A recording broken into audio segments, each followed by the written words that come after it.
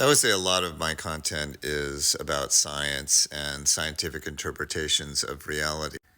But I believe to be consistent as a science oriented person, you have to be open to empirical evidence no matter what it points to. I've also done a lot of meditation and other kinds of practices and observed a lot of very strange things, some of which I've talked about on here. I thought I would share a funny story about my first wife when she and I were writing letters to each other. That's how old we are.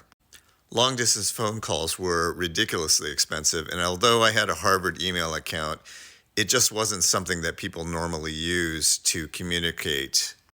I really look forward to these letters, but they would arrive very erratically. Sometimes they were 3 days apart, sometimes they were a couple weeks apart or 3 weeks apart. It's very difficult to predict since we weren't communicating any other way.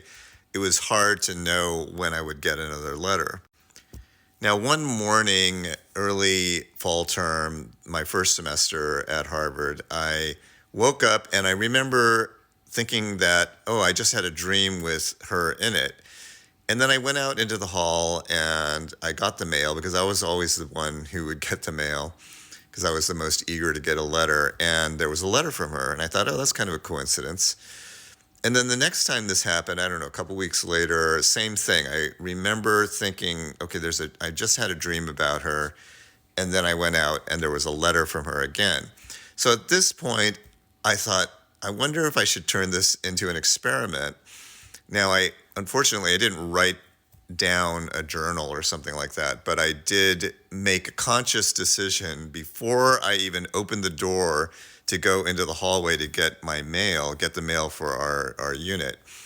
I would just decide that I had a dream about her or I didn't have a dream about her. And for the rest of that semester and for the spring term, I was never wrong as far as I know. I mean, this is a important thing to me to actually do this experiment. And I would just decide very firmly, I had the dream, I didn't have the dream. And it was an absolute 100% accurate correlation from all of fall term, all of spring term. And one thing about back then is that mail could come at any kind of erratic intervals. I mean, it wasn't always the same amount of time it would take for the mail to arrive. Even if I had been able to predict when she would drop the letter into the mailbox, it's impossible for me to know when it would actually arrive. I tried to work out the probability against this sequence of events, and it was astronomical, as you can imagine. Despite my scientific training, I really felt that this was an example of a time series that was very difficult to explain. It doesn't seem plausible that I was somehow picking up information via some other means. I don't know how I would have been able to do that. To me, a much more parsimonious explanation is that somehow the moment of getting the mail was correlated even backwards through time with my dream. I have no physics explanation for this, but I do think it has to be in some way compatible with physics. It may be a pattern in physics that we haven't yet understood or really grappled with.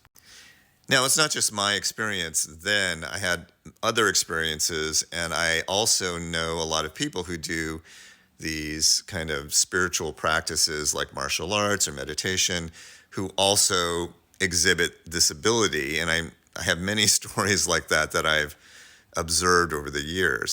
I don't think of this as proof of some kind of spiritual reality that's separate from physics or physical reality. I'm a firm believer that there's only one reality, and whatever it is just a phenomenon.